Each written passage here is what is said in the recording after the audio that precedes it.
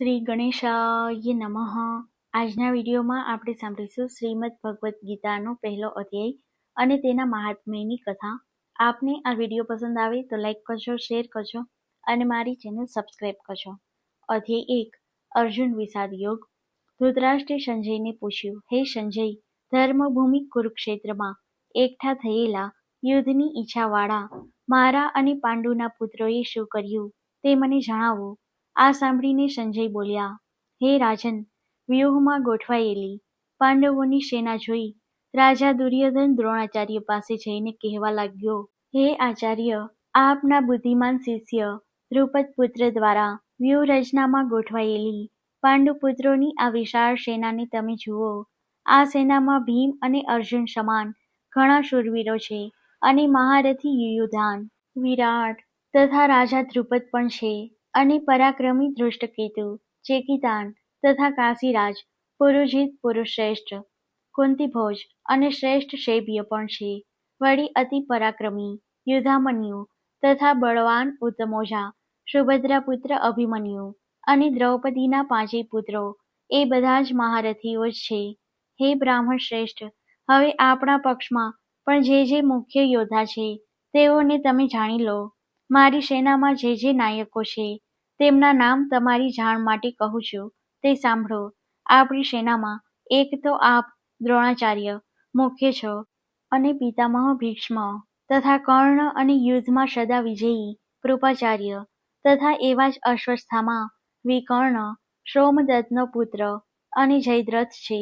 આ ઉપરાંત બીજા પણ ઘણા શૂરવીરો મારા માટે જીવન સમર્પણ કરનારા છે. તેઓ બધા અનેક પ્રકારના શસ્ત્રો ચલાવવામાં તેમજ યુદ્ધ કળામાં અત્યંત ચતુર છે. આ ભીષ્મ પિતામહ દ્વારા રક્ષિત આપણી આ સેનાનું બળ અપૂરતું છે, અસમર્થ છે, જ્યારે ભીમ દ્વારા રક્ષિત તેમની પાંડવોની એ સેનાનું બળ પૂરતું છે, કારણ કે આપણા સંરક્ષક ભીષ્મ પિતામહ બંને પક્ષનું ભલું ઈચ્છનારા છે, જ્યારે તેમના સંરક્ષક ભીમ ફક્ત પોતાના પક્ષનું જ ભલું ઈચ્છનારા છે. તેથી તમે બધા મોરચાઓ ઉપર પોતપોતાની જગ્યાએ દ્રઢપણે ઊભા રહીને ભીષ્મ પિતામહનું જ બધી બાજુથી રક્ષણ કરો. આ રીતે દ્રોણાચાર્યને કહેતા દુર્યોધનના વચનો સાંભળીને કૌરવોમાં વૃદ્ધ મહાપ્રતાપી ભીષ્મ પિતામહે દુર્યોધનના હૃદયમાં હર્ષ ઉત્પન્ન કરતા અવાજે સિંહ ગર્જના કરી જોરથી શંખ વગાડ્યો. તે પછી શંખો, ભેરી, ઢોલ, મૃદંગ અને રણશિંગા તરત જ એક સામટા વાગી ઉઠ્યા. એ અવાજ ઘણો મોટો થયો. ત્યારબાદ સફેદ ઘોડાઓથી સજ્જ ઉત્તમ મોટા રથમાં બેઠેલા લક્ષ્મીપતિ ભગવાન શ્રીકૃષ્ણએ પાંચજન્ય નામનો શંખ અને અર્જુને દેવદત્ત નામનો શંખ વગાડ્યો તથા ભયાનક કામો કરવાવાળા વૃકોદર ભીમસેને પૌંડ નામનો મહાશંખ વગાડ્યો. કુંતીપુત્ર રાજા યુધિષ્ઠિરે અનંત વિજય નામનો શંખ તથા નકુળે સુઘોષ શંખ અને સહદેવે મણિપુષ્પક શંખ વગાડ્યા. તેમજ મોટા ધનુષવાળા કાશીરાજ મહારથી શિખંડી અને ધૃષ્ટદ્યુમ્ન રાજા વિરાટ અને અજેય સાત્યકી તથા રાજા દ્રુપદ અને દ્રૌપદીના પાંચેય પુત્રો તથા વિશાળ ભુજાવાળા સુભદ્રાપુત્ર અભિમન્યુ એ બધાએ હે પૃથ્વીપતિ પોતપોતાના અલગ અલગ શંખ વગાડ્યા. આકાશ અને પૃથ્વીને ગજવતા તે નાદે ધૃતરાષ્ટ્ર પુત્રોના હૃદયોને ચીટી નાખ્યા. હે મહીપતિ ધૃતરાષ્ટ્ર, શસ્ત્ર ચલાવવાની તૈયારીના સમયે ધૃતરાષ્ટ્ર પુત્રોને વ્યૂહરચનામાં ગોઠવાયેલા જોઈ જેના રથની ધજા પર હનુમાનજીનું ચિહ્ન છે, એવો અર્જુન પોતાનું ગાંડીવ ધનુષ્ય ઉઠાવીને શ્રીકૃષ્ણને કહેવા લાગ્યો, હે અચ્યુત, મારા રથને બંને સેનાઓની વચ્ચે ઊભો રાખો, જેથી હું અહીં યુદ્ધની ઈચ્છાથી ગોઠવાઈને ઊભેલાઓને સારી રીતે જોઈ લઉં કે આ રણસંગ્રામમાં મારે કોની સાથે લડવાનું છે. અને દુષ્ટ બુદ્ધિવાળા દુર્યોધનનું યુદ્ધમાં ભલું કરવાની ઈચ્છાવાળા જે યોદ્ધાઓ અહીં એકઠા થયા છે તે યુદ્ધ કરનારાઓને હું સારી રીતે જોઈ તો લઉં. સંજયે ધૃતરાષ્ટ્રને કહ્યું, હે ધૃતરાષ્ટ્ર, એમ અર્જુને કહેલા વચનો સાંભળીને શ્રીકૃષ્ણએ બંને સેનાઓના મધ્યભાગમાં અને ભીષ્મ, દ્રોણાચાર્ય તથા બધા રાજાઓની સામે ઉત્તમ રથને ઊભો કરીને બોલ્યા, હે પાર્થ, તું આ એકઠા થયેલા કૌરવોને જો. અર્જુને તે બંને સેનાઓમાં ઊભેલા પિતા સમાન વડીલોને પિતામહને, આચાર્યોને, મામાઓને, ભાઈઓને, પુત્રોને, પૌત્રોને તથા મિત્રોને, સસરાઓને અને શુભેચ્છકોને જોયા.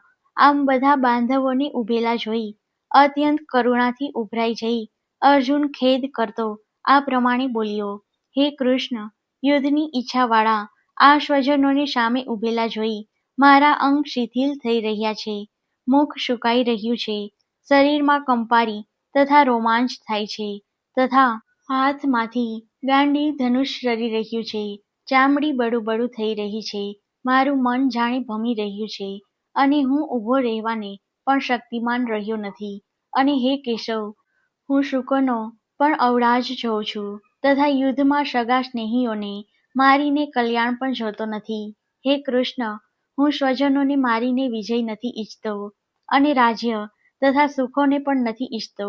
હે ગોવિંદ, આવી રીતે મેળવેલ રાજ્ય કે ભોગો શા કામના, અર્થાત જીવન શું કામનું? અમે જેમના માટે રાજ્ય, ભોગો અને સુખો ઈચ્છીએ છીએ તેઓ બધા તો પ્રાણ તથા ધનની આશાને ત્યાગીને અહીં યુદ્ધમાં ઊભા છે. એમાં આચાર્યો, વડીલો, પુત્રો, પિતામહો, મામા, સસરા, પૌત્રો, શાળા અને બીજા સંબંધીજનો છે. તેઓ મને મારે તો પણ અને ત્રણેય લોકના રાજ્ય માટે પણ હું એમને મારવા ઈચ્છતો નથી. તો એ હું મધુસૂદન માત્ર પૃથ્વીના રાજ્ય માટે કેમ જ મારું? હે જનાર્દન, ધૃતરાષ્ટ્રના પુત્રોને મારીને અમને શી પ્રસન્નતા થાય? આ આંતરદાયીઓને મારવાથી તો અમને પાપ જ લાગે. માટે હે માધવ, પોતાના ભાઈઓ એવા ધૃતરાષ્ટ્રના પુત્રોને મારવા અમારા માટે યોગ્ય નથી, કારણ કે સ્વજનોને મારીને અમે કઈ રીતે સુખી થઈશું? જોકે લોભથી ભ્રષ્ટચિત્ત થયેલા આ કુળના નાશથી થતા દોષોને અને મિત્રદ્રોહના પાપને જોતા નથી, પરંતુ હે જનાર્દન, કુળનો નાશ થવાથી તથા દોષને સ્પષ્ટ દેખનારા એવા અમોએ આ પાપથી બચવા માટે કેમ ન સમજવું જોઈએ? કુળનો નાશ થવાથી સનાતન કુળધર્મો નષ્ટ પામે છે અને કુળધર્મનો નાશ થતા અધર્મ આખા કુળને દબાવી દે છે. હે કૃષ્ણ, અધર્મી વધી જવાથી કુળની સ્ત્રીઓ દૂષિત થાય છે અને સ્ત્રીઓ દૂષિત થાય ત્યારે વર્ણશંકર પ્રજા જ જન્મે છે. વર્ણશંકર પ્રજા કુળઘાતીઓ તથા કુળને નરકમાં લઈ જવા માટે જ થાય છે, કેમ કે પિંડ અને તર્પણ ક્રિયા બંધ પામી હોય તેઓના પિતૃઓ નરકમાં જ પડે છે. કુળઘાતીઓના આવા વર્ણશંકરાકાર દોષોથી કુળઘાતીઓનો સનાતન કુળધર્મો અને જાતિધર્મો નાશ પામે છે. હે જનાર્દન, જેમના કુળધર્મો નાશ પામ્યા છે એવા મનુષ્યોનો અનિશ્ચિત સમય સુધી નરકમાં વાસ થાય છે એવું અમે સાંભળીએ છીએ. અરે રે, કેવી ખેદની વાત છે! અમે આવું મોટું પાપ કરવાને તૈયાર થયા છીએ, કેમ કે રાજ્ય સુખના લોભથી અમે સ્વજનોને મારવા તત્પર થયા છીએ. એના કરતાં શસ્ત્ર રહિત અને સામનો ન કરનારા એવા મને શસ્ત્રધારી કૌરવો રણમાં જો મારે તો તે મારા માટે અતિ કલ્યાણકારક થાય. સંજયે ધૃતરાષ્ટ્રને કહ્યું. આમ કહીને રણભૂમિમાં શોકથી અત્યંત વ્યાકુળ મનવાળો અર્જુન બાણ સહિત ધનુષને ત્યજી દઈ રથની પાછલી બેઠક ઉપર બેસી ગયો. ઇતિ શ્રીમદ્ ભગવદ્ ગીતામાં શ્રીકૃષ્ણ અર્જુન વચ્ચે થયેલ સંવાદમાં અર્જુન વિષાદ યોગ નામનો પ્રથમ અધ્યાય સંપૂર્ણ. હવે આપણે પહેલા અધ્યાયના મહાત્મ્યની કથા સાંભળીશું. કૈલાશ પર્વતના પાવન શિખર પર શંકર ભગવાન અને માતા પાર્વતીજી બેઠા બેઠા વાતો કરતા હોય છે. એ વખતે પાર્વતીજીએ શંકર ભગવાનને પૂછ્યું, હે પ્રભુ, મેં સાંભળ્યું છે કે વૈકુંઠ લોક પ્રાપ્ત કરવા માટે ભગવદ્ ગીતાનો પાઠ કરવો કે સાંભળવો એ બધા ઉપાયોમાં સર્વશ્રેષ્ઠ ઉપાય છે. તો આપ મને કૃપા કરીને ગીતાજીના મહાત્મ્ય વિશે કહો. આ સાંભળી વિષ્ણુ ભગવાનનું સ્મરણ કરી શંકર ભગવાને કહ્યું, હે દેવી પાર્વતી, એ ગીતાના લીધે હું ત્રણેય લોકમાં પૂજાઉં છું. ગીતા જ્ઞાનમાં નિત્ય નિમગ્ન રહેવાના કારણે જ સંસારની માયા મને સ્પર્શી શકતી નથી કે સતાવી શકતી નથી. હે દેવી, તમે મને જે પ્રશ્ન પૂછ્યો એવો જ પ્રશ્ન શેષ શૈયા પર સૂતેલા વિષ્ણુ ભગવાનને લક્ષ્મીજીએ પૂછ્યો હતો. હે પ્રભુ, તામસી જીવો નિંદ્રા અને આળસને આધીન થાય તે સ્વાભાવિક છે, પરંતુ આપ તો ત્રણેય ગુણોથી પર છો, શ્રી નારાયણ પ્રભુ છો, તમે આંખો મીચીને પડ્યા છો, એનું મને ઘણું વિસ્મય થાય છે. ત્યારે વિષ્ણુ ભગવાન બોલ્યા, હે લક્ષ્મી, મને નિંદ્રા કે આળસ વ્યાપતી નથી.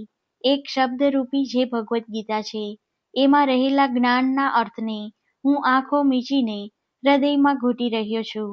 જેમ 24 અવતાર મારા આકારરૂપ છે, તેમ આ ગીતા મારો શબ્દરૂપ અવતાર છે. એ અવતારમાં મેં શ્રીકૃષ્ણ બની સમગ્ર જગતના કલ્યાણ માટે વેદશાસ્ત્ર અને પુરાણોના સારથી પૂર્ણ એ ગીતાશાસ્ત્રને મેં કુરુક્ષેત્રના મેદાનમાં અર્જુનને કહી સંભળાવ્યું હતું. ત્યારબાદ પ્રાચીન મહામુનિ શ્રી વેદવ્યાસે મહાભારત ગ્રંથની રચના કરતી વખતે તે સારને 18 અધ્યાયમાં વહેંચી તેમાં સમાવેશ કર્યો છે. એ ગીતામાં મારા અંગ આ પ્રમાણે છે. શરૂઆતના 5 અધ્યાય મારા મુખ છે, તે પછીના 5 અધ્યાય મારી ભુજા છે, તે પછીના 5 અધ્યાય મારું હૃદય અને મન છે, 16મો અધ્યાય મારું ઉદર છે, 17મો અધ્યાય મારી જાંઘ છે અને 18મો અધ્યાય મારા ચરણ છે. ગીતાના શ્લોક મારી નાડીઓ છે અને ગીતાના જે અક્ષરો છે એ મારા રોમ છે. શ્રીમદ ભગવદ્ ગીતાનો એક અધ્યાય, અડધો અધ્યાય, એક શ્લોક કે એક શ્લોકના એક પદનો નિત્ય પાઠ કરનાર પ્રાણી બધા જ પાપોથી મુક્ત થઈ સર્વ માટેનું પરમ પ્રાપ્તિ સ્થાન એવા મારા વૈકુંઠ લોકને પામે છે. આ સાંભળી લક્ષ્મીજીએ પૂછ્યું, હે પ્રભુ, ગીતાનું જ્ઞાન આટલું પરમ શ્રેષ્ઠ જ્ઞાન છે, તો તેનો પાઠ કરવાથી જેને વૈકુંઠ લોક મળ્યો છે તેની કથા મને કહો. કારણ કે પુણ્ય કર્મ કરનારાઓની કથા સાંભળવાથી તો પાપનો નાશ થાય છે. ત્યારે વિષ્ણુ ભગવાન બોલ્યા, હે લક્ષ્મી, શ્રી ગીતાનો પાઠ શ્રવણ કરીને ઘણા જીવ કૃતાર્થ થયા છે. હું એક કથા કહું છું, તે તમે સાંભળો. આમ કહી વિષ્ણુ ભગવાને એક બ્રાહ્મણની કથા કહેવા માંડી. પૂર્વે સુશર્મા નામનો એક અતિ દુરાચારી બ્રાહ્મણ હતો. રાત દિવસ એ દુષ્કર્મોમાં ગળાડૂબ રહેતો. એક દિવસ એ બકરીઓ ચરાવવા ઘણે દૂર જંગલમાં ગયો. ત્યાં તેને સાપ કરડતા તેનું મૃત્યુ થયું. તેણે ઘણા પાપકર્મો કર્યા હોવાથી કેટલાક કાળ સુધી નરક યાતના ભોગવ્યા પછી મનુષ્ય લોકમાં તેને બળદનો જન્મ લેવો પડ્યો. તે એક લંગડા ભિખારીને પનારે પડ્યો. લંગડો ભિખારી દરરોજ એ બળદ પાસે બેસી ભીખ માગવા જતો. તેને પોતાનું પેટ ભરાય એટલી પણ ભીખ ન મળતી હોવાને કારણે તે બળદને પણ શું ખવડાવે? ખાવાનું ન મળવાથી દિવસે દિવસે બળદનું શરીર સુકાવા લાગ્યું. એક દિવસ ભૂખના દુઃખને કારણે બળદ ચાલતા ચાલતા જ બેભાન થઈ રસ્તામાં ઢળી પડ્યો.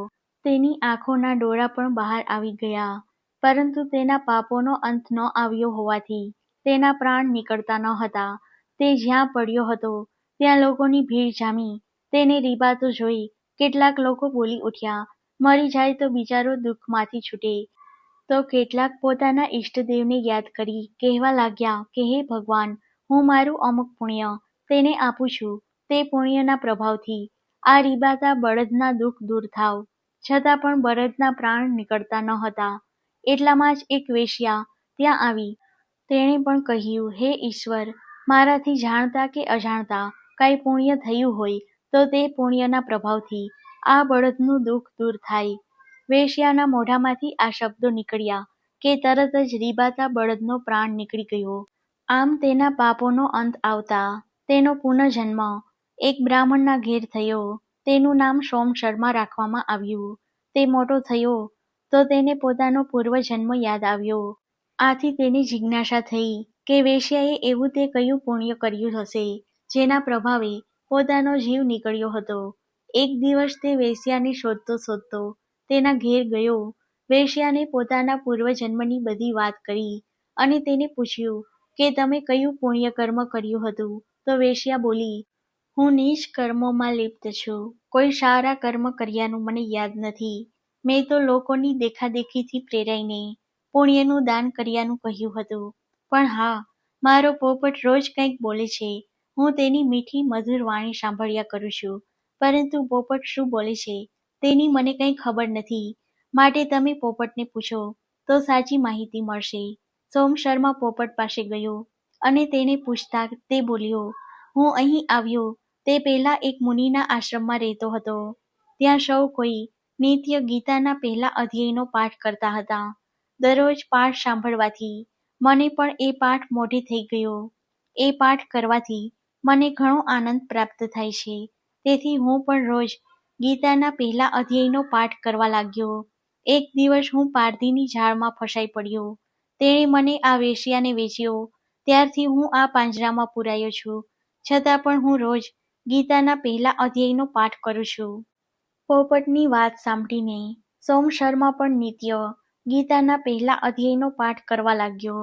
છેવટે વિષ્ણુ ભગવાને લક્ષ્મીજીને કહ્યું, હે દેવી, કાળે કરીને સોમ શર્મા, વેશ્યા અને પોપટ ત્રણેય મૃત્યુ પામ્યા અને ગીતાના પહેલા અધ્યાયના પુણ્ય બળે વૈકુંઠ લોક પામ્યા.